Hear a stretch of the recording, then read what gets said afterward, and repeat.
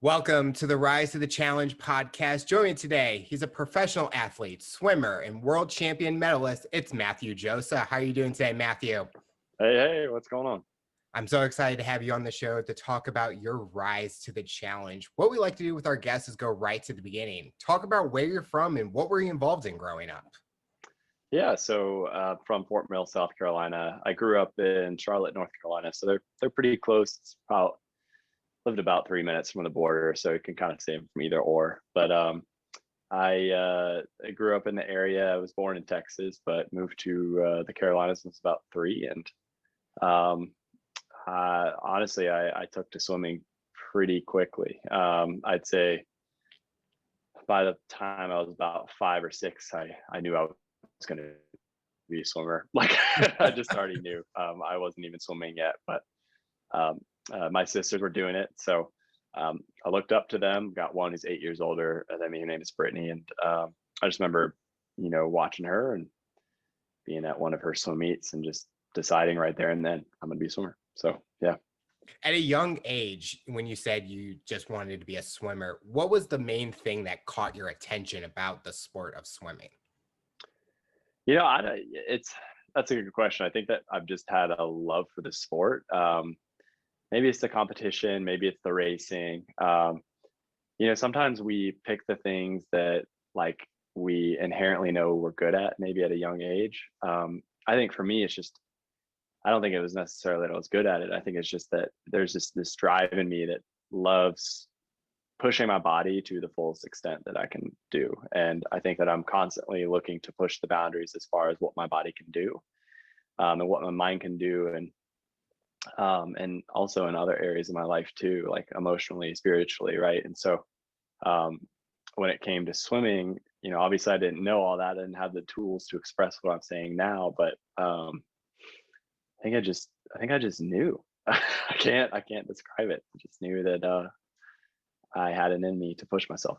It almost sounds like it was that feeling that you had. Like everyone has that like laser focus, like I'm going to do this because that's what they thought about when they were growing up. And it sounds like that's kind of similar in that way. Did your family get you involved in anything right away with swimming? That's funny. My mom was actually trying to keep me from swimming. Uh-oh. maybe that's what made me want it more. I have no idea. Oftentimes things we're not allowed to have are what we want, right? But I don't know. I think that my sister doing this sport definitely helps. But I was begging my mom, I think for two to 3 years there, from the time I was like 4 or 5 to when she finally let me swim when I was 6. And she just finally gave in. I think she gave in. The funny story is she gave in after I was at one of my sister's swim meets. I think it was maybe her championship meet. I'm 5-year-old me, so imagine 5-year-old me, way shorter, still very hard-headed, and very energetic, and cheering for my sister. And they start the race. She's doing like I think a 50 butterfly, right? So like a normal summer league or winter league meet, right? And I'm on the sides, and I'm apparently, this is the way my mom tells it, but I was cheering so hard that I actually fell into the pool during the middle of the race. They had to stop the race. They had to start it over. And the coach of my sister's team came over, and his name is Harry Truesdale. I've talked to him today once in a while, but he's told my mom, he's like, you need to get that boy in the pool because he's going to keep ruining my swim meets if you don't. So he's either in the pool or he's out of the facility. And my mom's like, okay, all right, keep swimming. So yep. What was the main reason why your mom was keeping you away from it and then finally giving in? I think that she just wanted to avoid burnout and make sure that I really wanted to do it. She's a really great mom, and I speak volumes about that woman. She's, in most reasons, I think that I'm the way I am today because of her. And so, I just say that she's probably protective motherly instinct there, likely, but I think it actually helped me form a very strong opinion about what I wanted. So it actually turned out to be for the better. When you say burnout, is it when you see nowadays with kids where they start sports at a young age, is it the burnout because they're starting so young and then they may not like it over time? And in your situation, that was kind of the same mindset is if you started early, who knows, in a couple years, you might find a different sport or something else that you are passionate about.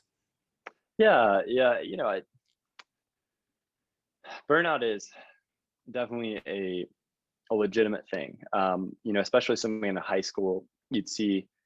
I still remember when I was 15 and joining a new team this is around the time when I started getting serious about pursuing swimming to a more, um, accomplishment, and I don't know, more just really pursuing it on a higher level, right? Mhm. And being around seniors when I was 15, so I was a freshman, right? Being around seniors on that new club team, which was called Swim Mac, and you see a lot of people who are just not in it anymore. And, a few of them were going off as scholarship swimmers in D1 schools. I remember one of them was a Navy swimmer and another was a Tennessee swimmer. And these are pretty notable programs, but you could tell that the burnout was real. The passion was no longer there, and they were really just riding that ticket to get that free degree versus going to college to pursue NCAA accomplishments and really at the end of the day looking to embetter themselves through the sport of swimming. And so I think that kind of the approach that we took as a family towards swimming saved me. But the other side of that is no matter what sport you do, you can always apply it to another sport. I think that's the fun part. Is I even played football when I was younger, and I loved it to death. But I chose swimming at the end of the day. And the great thing is the team aspect of football can be applied to the team aspect in swimming too. So That's so true. A lot of times, my guests, we talk about those different skill sets that can be taken over from a business to a sport, to sports to business, to sport.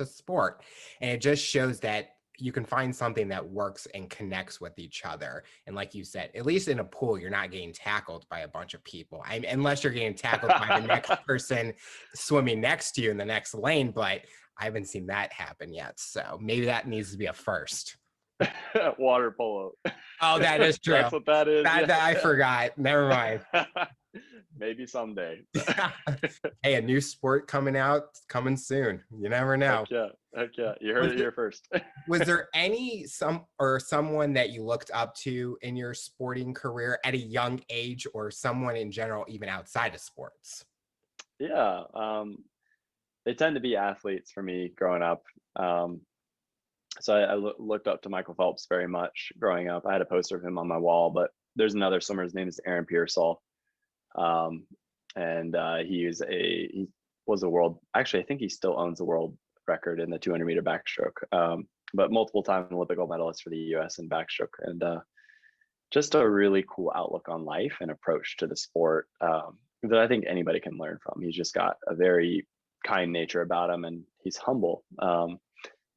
And I think humility breeds success, especially when you're looking at swimming, because swimming is a flow sport.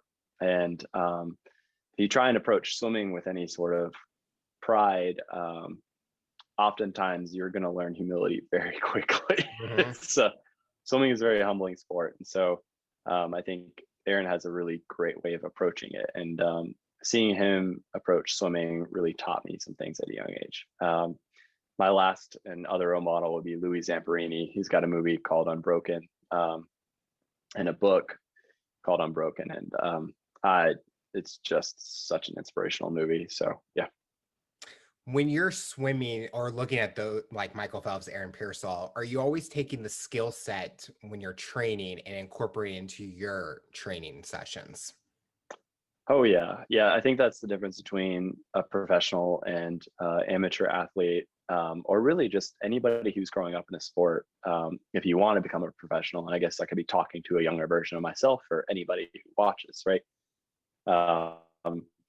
If you want to become a professional, all you have to do is pursue the skills and really pursue them to a T. So just fine tuning things and becoming a little bit A-type about that stuff, and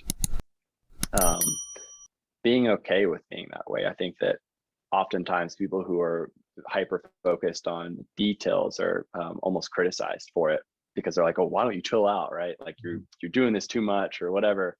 You just have to have a mindset of, you know what, no, I'm doing this because there's a strong purpose and reason behind it, and it's okay to be successful. So the way to get there is really focusing on the skills.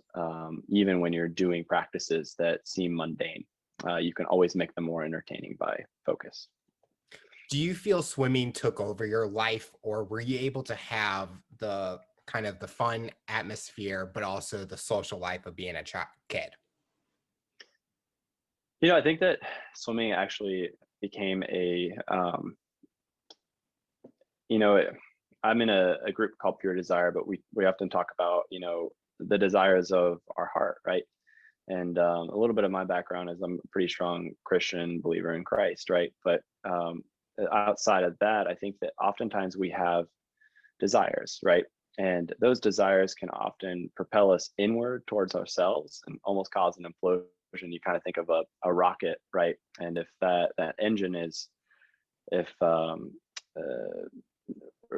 really like the rocket fuel is pointed inward, right? And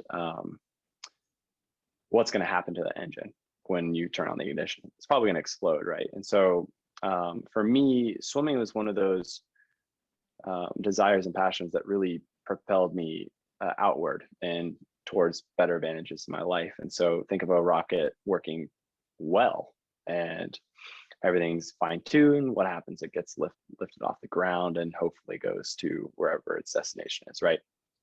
And swimming has been one of those things for me that has kind of just allowed me to pursue wholeness in other areas of my life.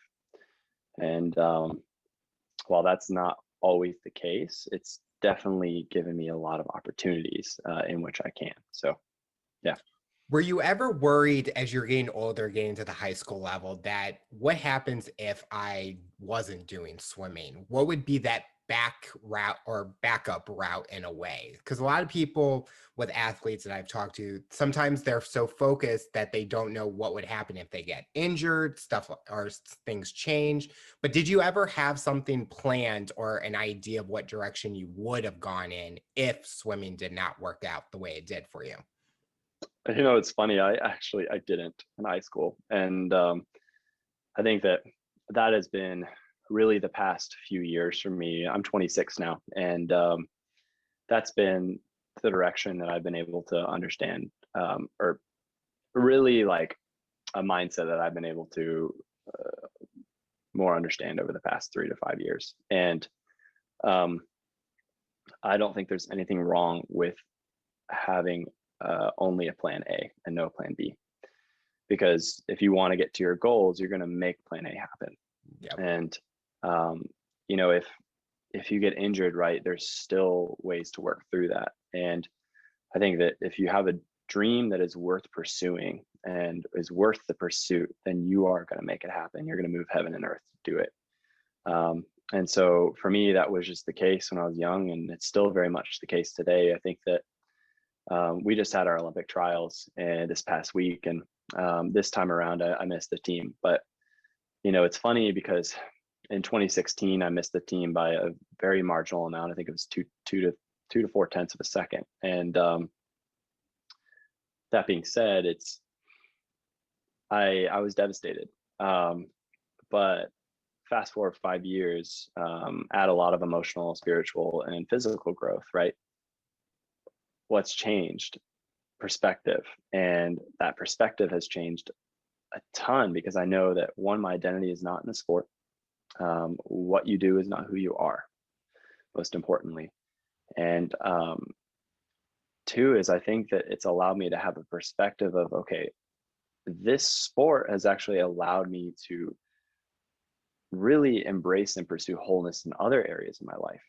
And so I feel like I'm igniting a new passion for it. And I feel almost more invigorated than I ever have. So, yeah. That's awesome to hear that it's given you more opportunities in other areas, and it's all about the growth that you didn't let 2016 devastate you. You got back out there and you continued to work hard, and you're able to make it to the trials, but you're still growing and you're still becoming a better version of yourself, like I like to use. So we'll see you probably in the next 4 years. We'll see you at the next trials.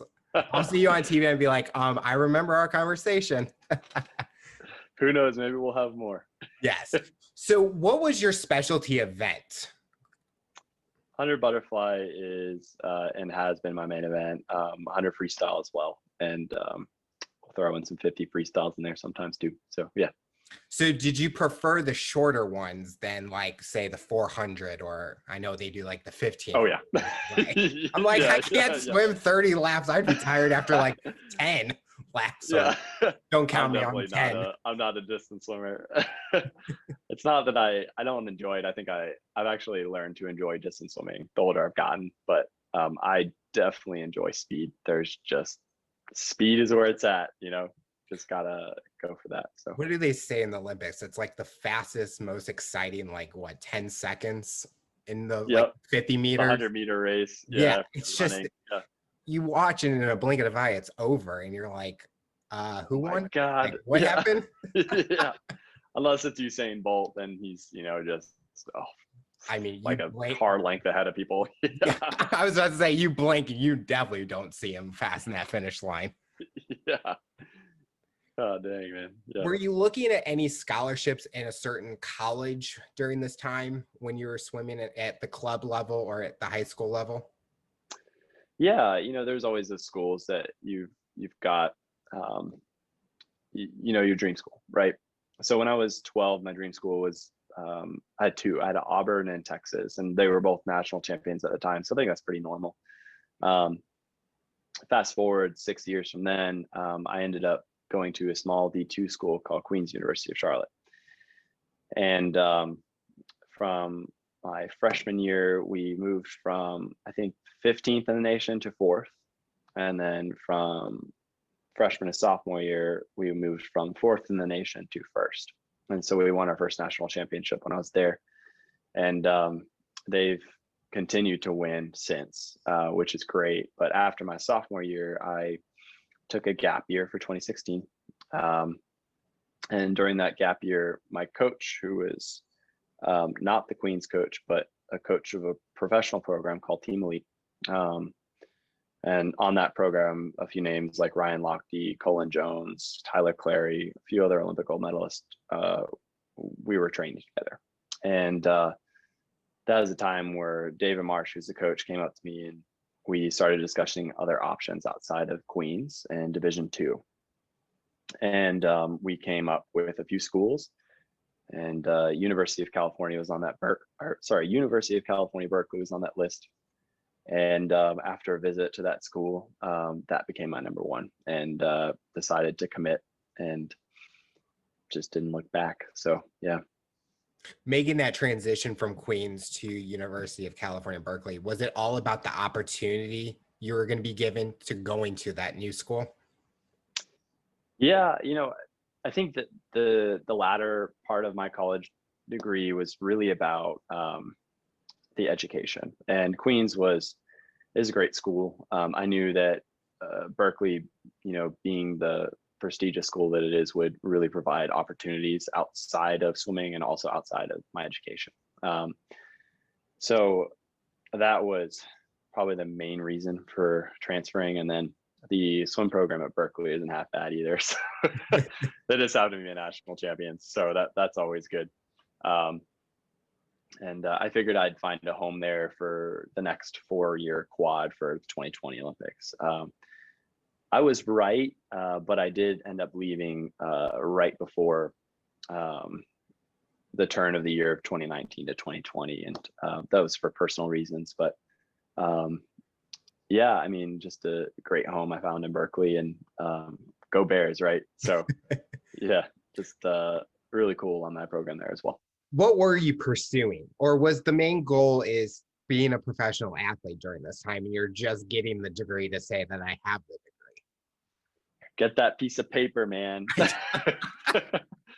So I always say, listen, a degree at the end of the day, it is validation. I think that validation is extremely important. It is hard work, but it is also a piece of paper. There have been, yeah, it's a piece of paper that you frame and you hang on your wall.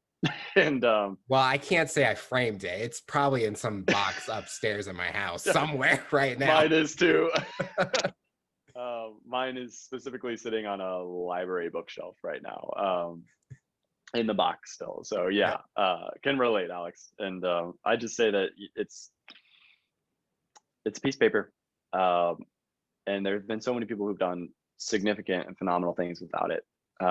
But that doesn't discredit the value of a degree. And Berkeley is one that you don't just get a degree from there, you actually learn a new way of thinking and applying that thinking to the world around you. And so, yeah, I mean, to answer the original question, I'd say that, yeah, the goal was to swim, become a professional swimmer, and use Berkeley as a launching pad, but also have the option and really just the option for future endeavors after swimming, right? So I think you brought up a great point, because I always look at my college days, and I went as a sports management major. All I wanted to do was work for a sports team in the business world. But after I graduated, I'm like, did this school actually really help me get to that next step? Because the career that I'm in right now has nothing to do with sports. But I look at the opportunities where I got to be a part of a group, a fraternity, and learn that kind of area, do charity projects, do events, work and network with people. I think I learned more about myself and the things that I didn't do at the time, but could do now. And I think it actually did work. That $40,000 piece of paper upstairs, can't say I'm going to use it, but I think the opportunity that I went and I got the chance to try new things in a way. This show was definitely not one of those things that I was going to do, but it came at the right time, and I think it gave me the stepping stone to go out there and try new things. And I enjoyed my experience. I mean, it feels like it's been forever ago, but I enjoy it. Well, I'd love to add to that, because I think that there's so much value in relationships, and college is really, it's a $40,000 piece of paper, right? But that piece of paper, now that you brought it up, right, it's really about the relationships that you form. And sometimes they're lifelong bonds and sometimes they're not, but also, I mean, there are opportunities. And that reminds me of Admiral William McRaven, and he's a Navy admiral, and he's got a book called How to Make Your Bed. You may have seen it. It's the commencement speech for Texas, I think 2013 or something like that. And he talks about, okay, at this graduation ceremony, there's 10,000 people. And he says, well, the average person in their life will meet about 10,000 people in their lifetime. And there happen to be 10,000 people at that graduation commencement, right? He goes, if each one of you changes the lives of 10 people around you, then that can change the world. He's like, here's how. Change the lives of 10 people around you. And those 10 people change the lives of 10 people around them, so on, so forth, right? Eventually, you get to a point where you've changed the population of the entire United States, and then you do another exponential, and then you've covered the entire population of the world. And it doesn't take a large act. Sometimes it's small acts, but what you do with the relationships is just as important as having them too. So, yeah. Yep, I totally agree with that. You mentioned earlier that when you were at Queens, that the coach was with other Olympic athletes, future, I guess, at the time. Is it crazy to think that you guys trained with each other, but looking at the progress and the accomplishments you guys all have had? Yeah, I think that you can oftentimes look at the people around you and say, okay, that's where I'm headed, and you look at the ones who are closest to you, to your right, to your left, and where they're headed. Doesn't have to be in the same direction, but as long as there's growth, oftentimes that's going to be a good prediction of how much you're growing as well. And so I think I was just extremely blessed and privileged to be around such high achieving athletes. Whether or not that was my own doing or just Providence putting me there, right? I'm grateful. I think it was an awesome experience. And while I may not have Olympic gold medals yet, and if that's in the plans for me, then great. If not, then God willing, it's up to him, right? But I can definitely say that because of my exposure to such elite athletes and Olympic medalists and gold medalists, right? It's really helped refine who I am and what I do, and basically how I do what I do. What's your favorite accomplishment in your collegiate career as a swimmer? Oh,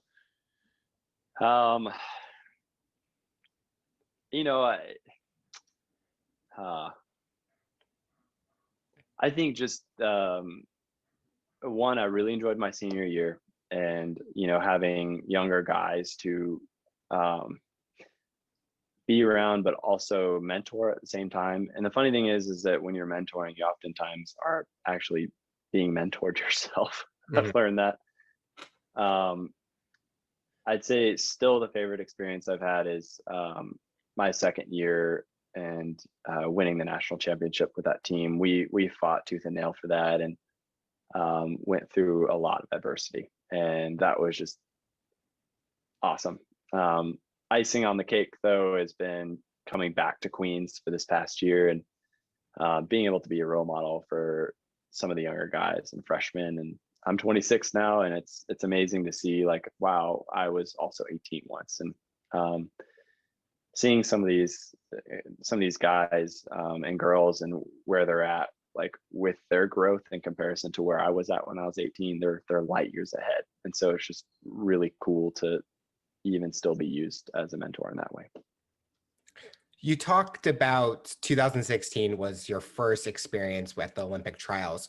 Talk about that experience. What was going through your mind being in that setting with all the other athletes and having that opportunity to win a spot on Team USA for the Olympics? Yeah. So 16 was my first trials was in 12. I made it when I was 17, and then 16 was when I was 21. So that was second time around.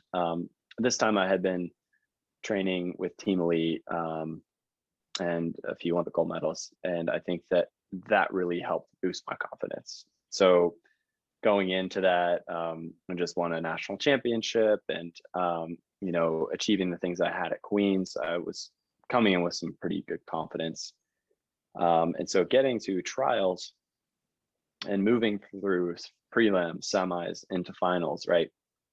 It was happenstance. I'd already envisioned that it was going to happen, and had seen it all taking place beforehand. And so I think that the pressure of trials is unlike any other meet, and you'll hear any Olympic athletes say, like, the trials is more pressure than the games themselves, especially for the United States, because swimming in the United States, oftentimes if you're in the top 6 in the United States, you're actually top 6 in the world.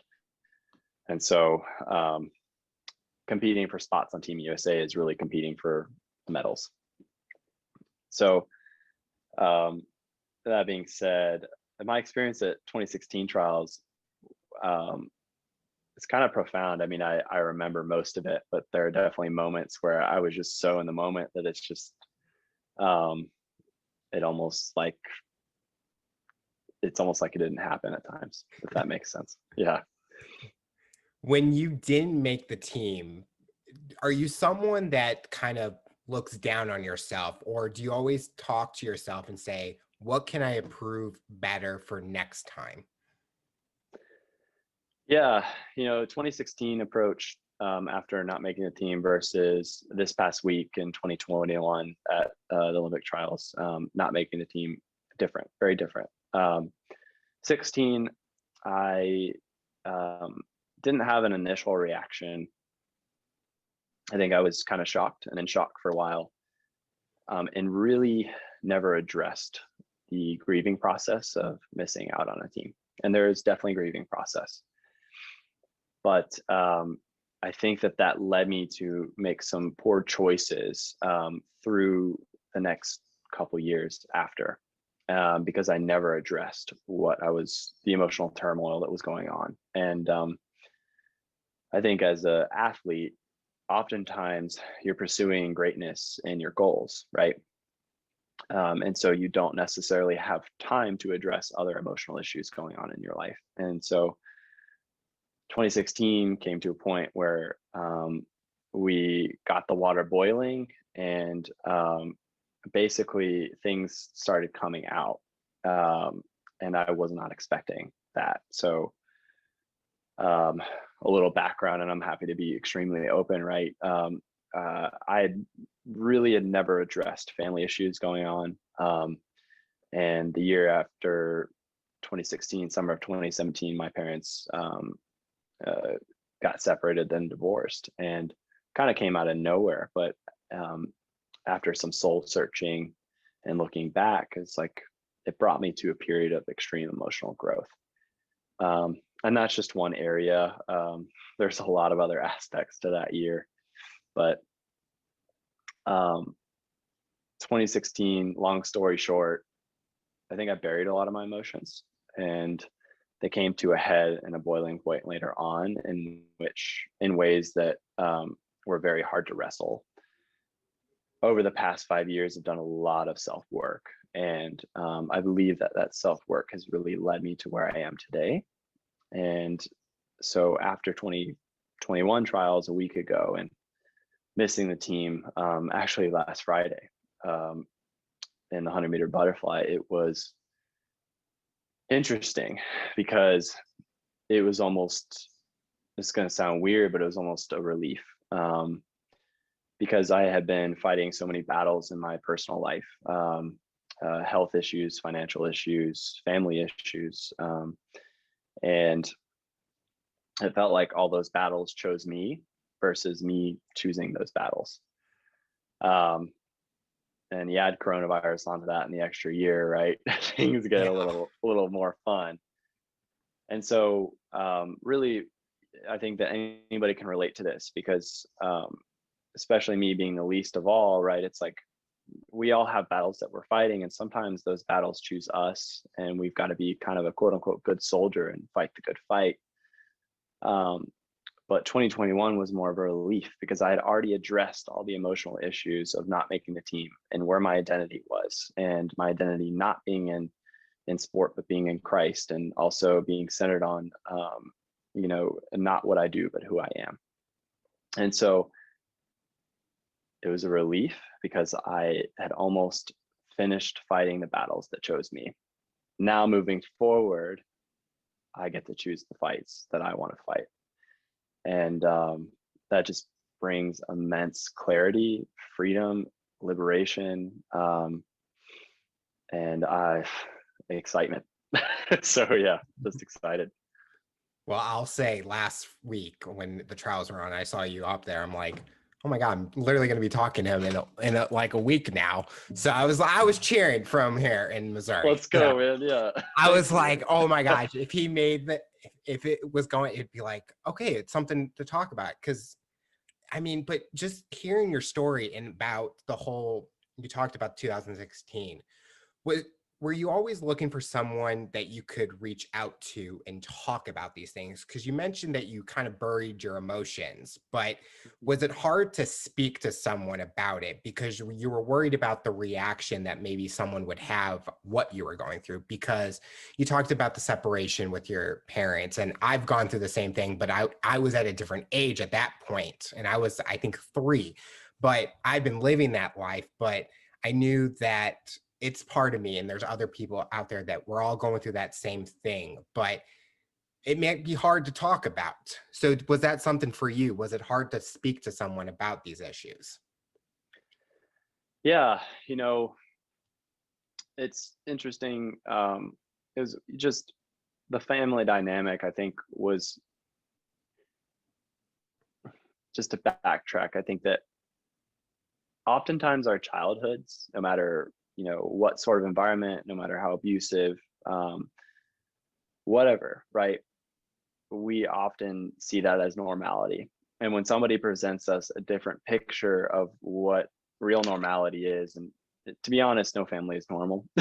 So, Right. That's so yeah, true. everybody's weird. No family's normal. And embracing that is honestly the first step towards any sort of sanity. So Yeah. that's good. But I just think that really kind of just like realizing that the red flags were always in my face, and just finally acknowledging them versus ignoring them, because I was so focused on swimming that I pretty much just put off every other area of growth pertaining to um, not emotional maturity, but really acknowledging the pain that I had held in for so long. And it just started finally coming out. But it came to a point, and I'm gonna get pretty real with you. In 2016, had a lot of accidents. The year came out straight out of HE double hockey sticks. I don't know how to describe it, right? I had 3 life-altering accidents, in which I came pretty close to possibly losing my life. And so 2 weeks after trials, I fell off a cliff and fractured my vertebrae. And when I came to, after falling off that cliff, I woke up and there was a really jagged rock about 2 inches away from my head. Wow. And I came to, and my sister was screaming my name. And I remember, like, the first thing I saw was the corner of my eye. I'm like, this like jagged rock. So I just missed it by 2 inches. And literally the next week, I got to Berkeley, and that was during my transfer. And I bought a bike, a used bike, and I was going down a famous hill or famous street called Channing Way. And there's a circle called Channing Circle, and it's a traffic circle. And I was going through that traffic circle, and I actually got hit by a car, and wasn't wearing a helmet at the time.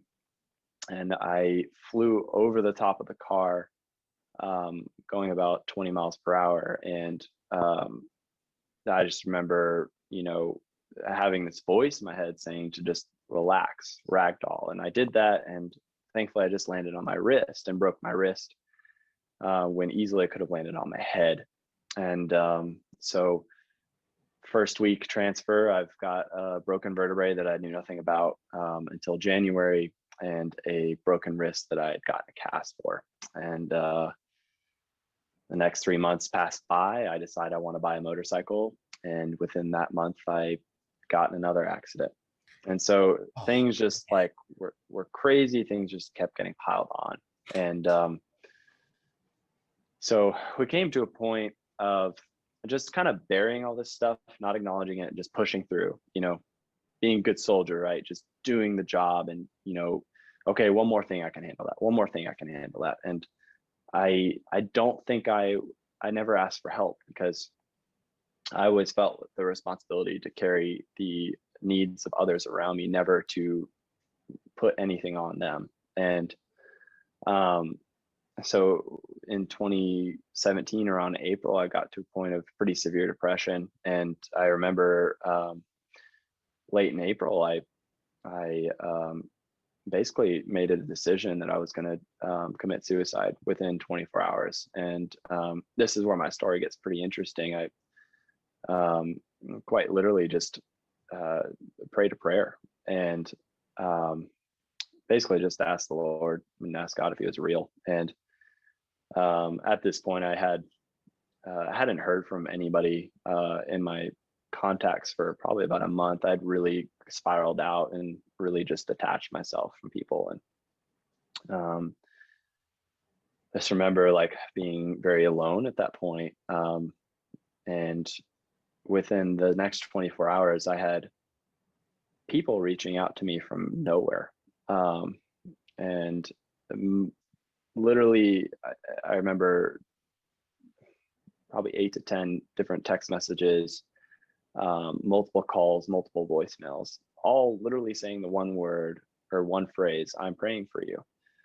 And that's the point where I was just like, okay, like, God, you're real.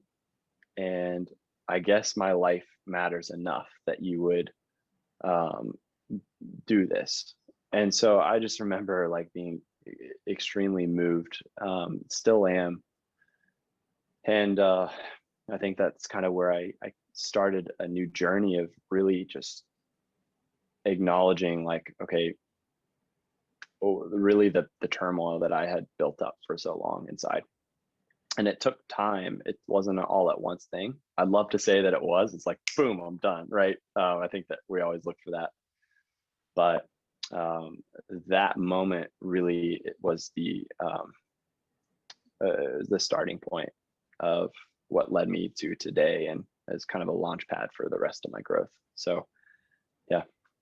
Do you feel that it was your Phoenix moment, kind of like a rebirth, a new chance, a new look on your future, giving those people sending you those messages, knowing that you're now going to be heading on like the right way, to a more positive way, and not think about and being able to now express those emotions and those things that are happening? I definitely think it was one of them. And I like that Phoenix moment. That's great. I think that where there's one, there's oftentimes many more to follow. And in that case, things were definitely not perfect afterwards. And after that moment was when I found out my parents were getting divorced, right? And so that led to a lot more self-growth. And really, it's just, it's kind of amazing because, yeah, one rebirth leads to multiple rebirths, and it's just a continuation of growth. And I guess my thinking was, why not just press in? Because it already hurts a lot. There's a lot of pain, and it was pain, not physical pain, because athletes deal with that stuff all the time, right? It's normal.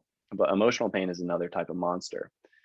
And so pushing into that was really where I had to lean on my athletic experience, because pain always leads to results. And so I was just like, well, if I'm already experiencing it, I'm going to push into it more. And I'm going to went on a journey of self-discovery and figuring out who I am and what I can offer to the world. So, yeah.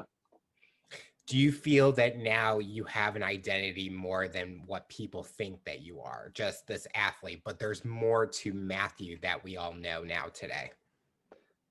Yes. Yeah, very much. And I know that for certain. And that's the thing, is everybody has an extremely unique identity. And I think to say anything different than that is a lie, because I'm very much the type of person who believes in the snowflake principle of everybody is very unique. Everybody has something different to offer. And I think that in God's wisdom, right, if every snowflake is made unique and different, then how much more so would we be made unique and different? And how much more so would we be able to offer something different in a different way? And that's the beauty of life.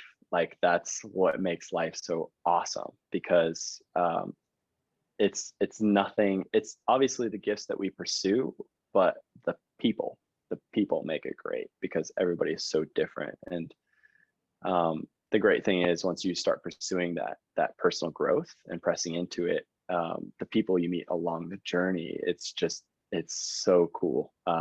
It's almost a reflection of where you're at in your journey of growth.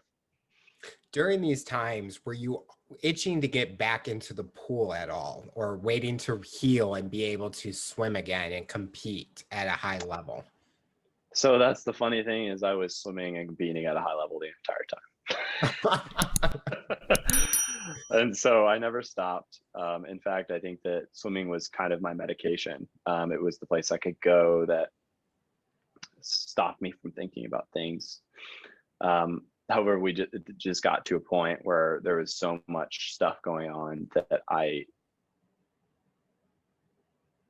swimming was no longer my escape, and so I had to deal with it. And so Berkeley was very much a sink or swim moment. You know, being there and being in a new environment, a new state, a very challenging, difficult school, a D1 level championship program, and all the other stuff that was going on. It was it was a lot of battles, but sink or swim. And you know, I think that we all have the ability to swim no matter what. What kind of competitions or what kind of events were you going for with swimming besides the Olympics? Were you trying to find how to improve yourself, how you can get better each and every day? Oh yeah, all day, every day. And college is a great place to do that because you've got NCAAs, and you know, you've got your college dual meets, and then you've got your championship meets with conference and the NCAA national championships. So that's like great. It's just a great place to be in. I think that it's the biggest aspect of that is the team aspect, and having your college teammates to drive and push you every single day, and pushing them, and really just having a brotherhood / family to lean on. So that was the best part. So what was next for you? What were you hoping to do next? Did you kind of have to figure out how am I going to be able to afford to continue swimming? Or did you kind of have to go in a different direction and make yourself financially stable? And you're talking about in the past year or going forward? I guess, when did you end at Berkeley? I stopped in summer of 2019. So I moved around December back to North Carolina. Yep. Okay. So yeah, I guess during that time, because you talked before we went on air, you talked about the different medals you won and the different championships and stuff. Did you kind of have to say it's going to get me to that next step that I want to go, or am I going to have to go in a different direction because I can't swim forever? Yeah. I mean, summer 2019 was a pretty pivotal moment for me. I think that I realized that I had 1 year until 2020, and just coming off the Pan American Games and the gold medal there, I was very motivated because, like, well, I have some changes that I can make. They're right in front of me, and if I can do these and press in, then getting to the Olympics is going to be no problem. And so within that time period, I made the decision to move back to Charlotte. Things just lined up in a way that I couldn't resist it, right? And so did that. And financially, staying in California was no longer feasible. So that was another reason. So at that point, I had been running off my savings for about a year and realized that I had just enough to get through 2020 into the Olympics. When COVID hit, things drastically changed. And at that point, I had to start pursuing other financial roles. And so swimming was no longer providing at that point.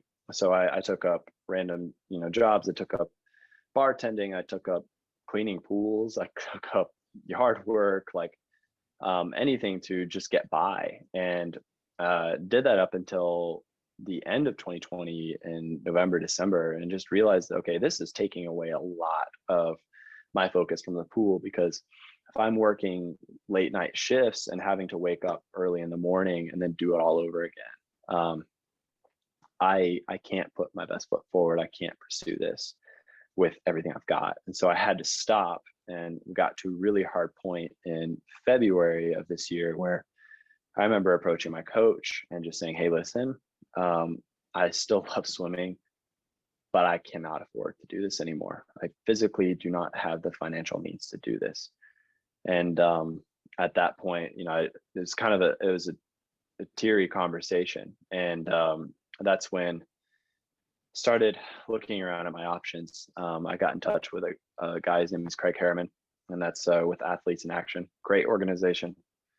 And we started talking, and within a month, my sister Brooke mentioned to me that I should start a GoFundMe for the rest of 2021 to get to the trials. Because getting to meets is very expensive, travel, hotel, everything. And at this point I was barely scraping by living.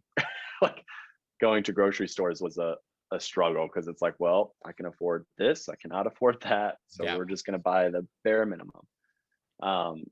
And so starting that GoFundMe, I remember thinking it was a joke. Like, well, if I get $10, that'll be awesome. Like, who the heck is going to donate to this? And within 24 hours, there was almost $1,000 in that account, and I I opened that and started crying. And I was absolutely blown away and just like so grateful. And so from that point on and until trials of last week, we raised about $5,300, and that was enough to get me there, and get everything I needed to be there and be present. And so I'm just still blown away at this point. But yeah.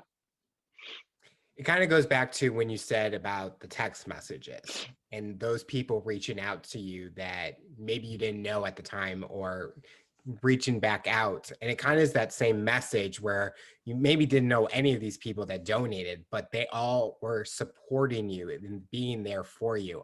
I think I read an article that I think when you were training for the trials, you went back to Queen's University. I think it was Charlotte.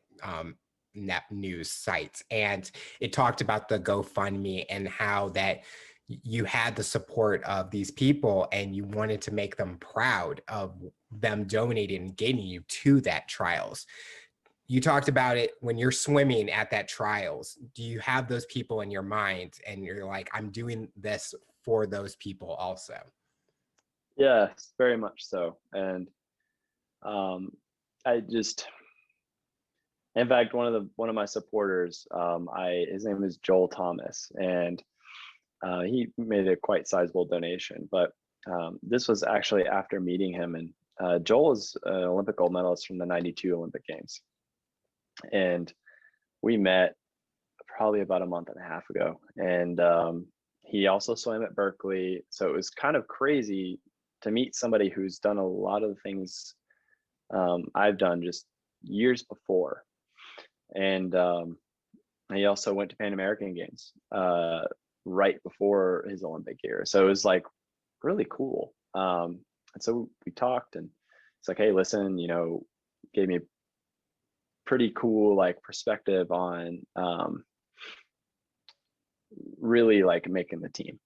And so I just remember the night of my 100 fly semifinal, which was last Friday, I actually called him like, hey, listen, got a little bit of nerves, mostly excited, but there's still a little bit of nerves. And I just love to hear your perspective. And just, he just came back with this barrage of like positive energy and like filling me up, and not filling me up, but just like just encouraging words. And I was, to say I wasn't thinking of my supporters would be it just wouldn't be true. Like, so me getting this far is just a miracle alone. And so just being able to represent the people who have supported me at the highest level, there's no greater honor. Looking back at your journey so far, is there anything that you would have changed, or do you like how it went because it taught you a lot about yourself? You had a lot of personal growth, and it's getting you to where you are today.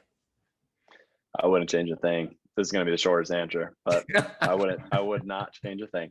All the pain was worth it. And it may not have produced an Olympic gold medal in 2021, but it certainly produces character. And if anybody is out there watching this and you're going through emotional pain or trauma or anything, I'd just say now is the time to press into that, because the growth at the end of that is so much greater than any sort of pain you'll ever go through.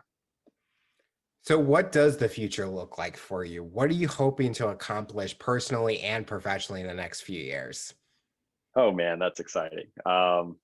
This week has been a bit of the just like figuring out what the next year looks like. So we have this thing called International Swim League. It's called ISL, and that starts in late August. So we have the draft going on this week.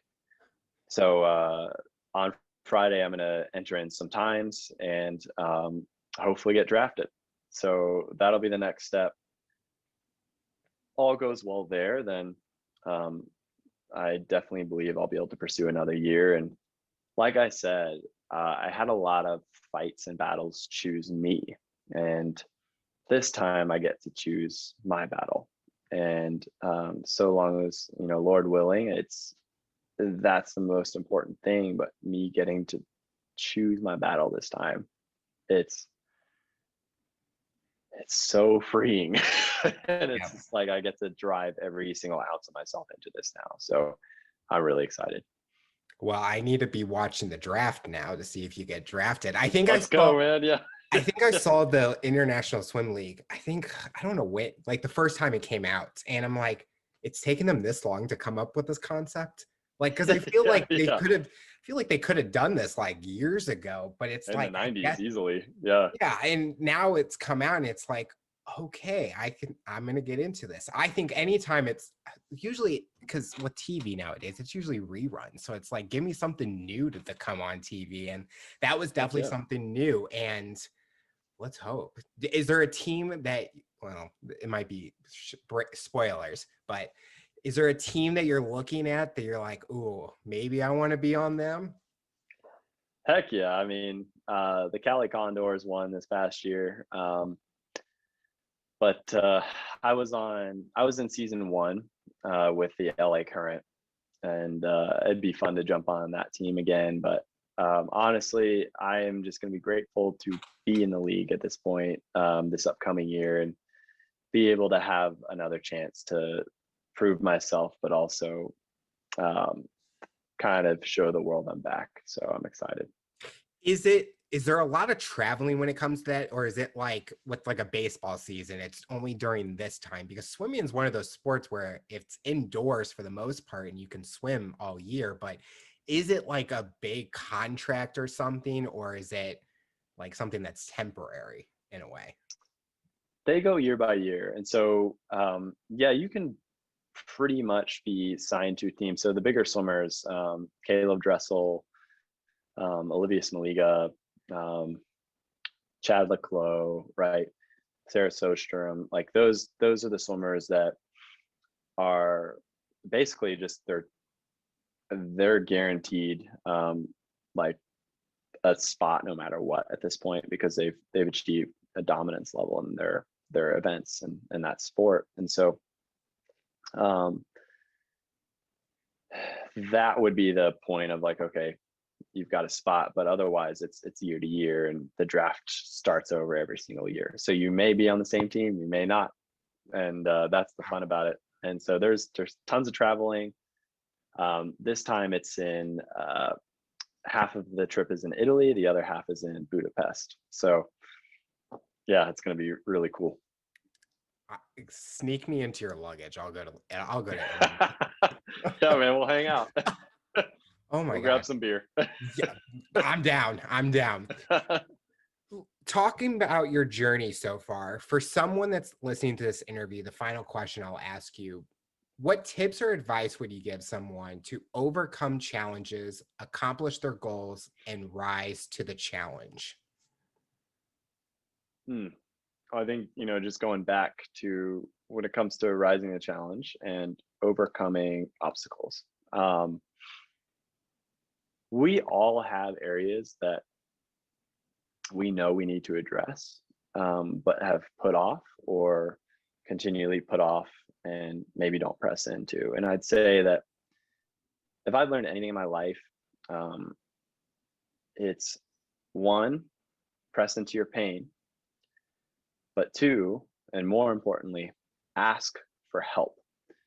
And it is okay to ask for help. In fact, it is the wisest thing, and demonstrates humility. And I think that when it comes to humility, humility is the opposite of weakness. It's actually strength. And so when you are able to ask for help, you are demonstrating humility and you are demonstrating strength. And with the support, you'll be able to press into your pain. And I can definitely say that the people around me that have come around me in the last year to kind of form like just an entourage, a squad, like I've never felt more supported in my career. But also I've found what I've needed in help in order to make this goal and dream a reality. So push into your pain, ask for help. I think asking for help is such a big thing. That was something I struggled with growing up, or even when I was getting older, because I wanted to be the person, because a lot of people use like asking for help as a weakness. They feel like, oh, they are not good enough. They can't do it. But then I kind of told myself, and especially this last year with COVID and stuff, that asking for help is not a weakness anymore. It's an opportunity to get stronger and grow as an individual and get that knowledge that you didn't have. And I take that everywhere I go. Take those risks, ask for help. Don't say no, just go for it. And it's amazing to hear your story. And we appreciate you coming on and being so open, because it shows the journey that you've gone through. And we're just excited to see what the future has for you. And we're just happy that you were able to share with all of us. Heck yeah, Alex. Thank you for having me. This was great.